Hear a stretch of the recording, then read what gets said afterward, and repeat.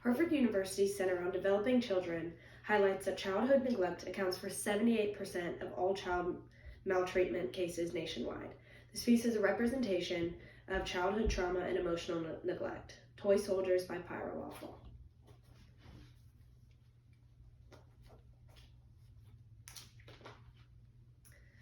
I'm a mere 6 years old, growing strong, living in a rich family, getting all the best things. My name is Mary H. Manson, same as my mother. I had all I had ever wanted. Toys, food, service, anything I wanted, I got. Now that might sound like a good thing, like I was lucky, but the one thing I needed, money just couldn't buy. Love. My parents spent a lot of time on other problems, using up every single drop of it. I was a mere second or third thought, and I knew that. Every second of the day was spent in a busy home or just alone. But really, what's the difference between being alone and being ignored? I was homeschooled, meaning no friends, shut out from the world outside of my own. I could tell no one really knew what was going on in my mind, for I always appeared emotionless. But you know, a heart deprived of love is a dead heart. Time went on, and maybe even a year passed, and nothing had changed, until one night I heard something coming from downstairs. I was awoken by the ruckus. A struggle, I thought to myself. A fight? No, this sounded like verbal warfare. I silently lifted myself from the bed and wandered curiously down the stairs until reaching the end of the staircase. The yelling got louder. You could almost feel the rage burning in the air. I crept quietly and slowly down the stairs until I got to the kitchen floor, and my parents stopped dead in their argument. They both looked down upon me with a face of confusion. Listen, my mother was a cruel woman. She did in fact hurt me. Any second of the day I tried to talk to her or anyone or do anything near her, she would lay hands down on me. My father, on the other hand, he did indeed love me. He just had no time for love in his life. In order to keep our family from doing well, he had to work every day of every hour he could. You know, I knew this. Nobody loved me more in my life than my father. But as if I would ever know that. Mary, my mother screamed. At that second, I bolted for the stairs. I could feel my mother hot on my trail. But before the chase could begin, I tripped and I fell down the stairs. I held myself up, still scared, still frantically shaken. You little bastard! She grabbed the back of my blue striped pajamas and flipped me onto my back. Fear struck into my eyes and tears trickled down my face. The stairs had bloodied my nose and bruised my forehead badly. She, of course, took no note of this and proceeded to smack me hard across the face. You little bastard, how dare you step out of line?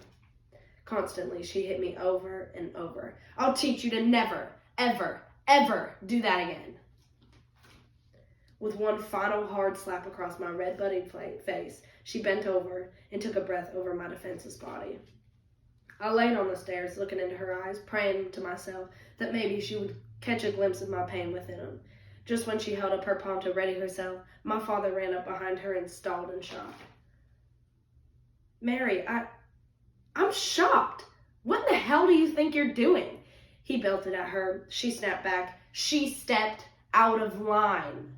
She did nothing. She just came downstairs at the wrong time, and she knew that. Her little bastard ass knows nothing. She continued to insult and ramble, screaming her lungs out at me until my father had heard enough. He came up to my mother and he pushed her down. You listen here, and you listen well. So help me God, if you ever lay hands on our little girl again, I will hurt you, no matter what it costs me. I will hurt you. Do you understand? She nodded, clearly afraid. Good, good. Now get out. She scurried up the stairs and locked herself in her private quarters. He stepped up to me very slowly and gently examined my face. Christ, Mary. I was clearly still frightened and exhausted at this point, so my father lifted me up and carried me to my bed. Once in my room, he set me down on my bed, and I pulled my covers above my head. To be honest, my dad had never really been in my room before, so we wandered around a little bit, giving me time to calm down and relax.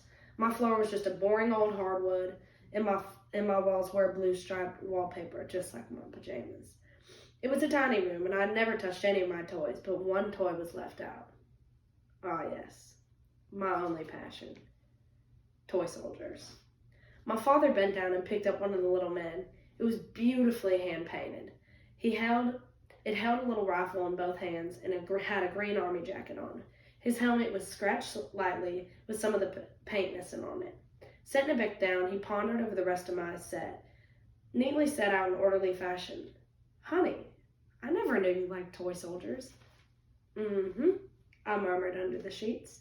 What's this one? My father said, holding on to one of the men. Instantly, I jumped out of bed and wandered over to my dad, grabbing the toy. Don't touch him. He's special.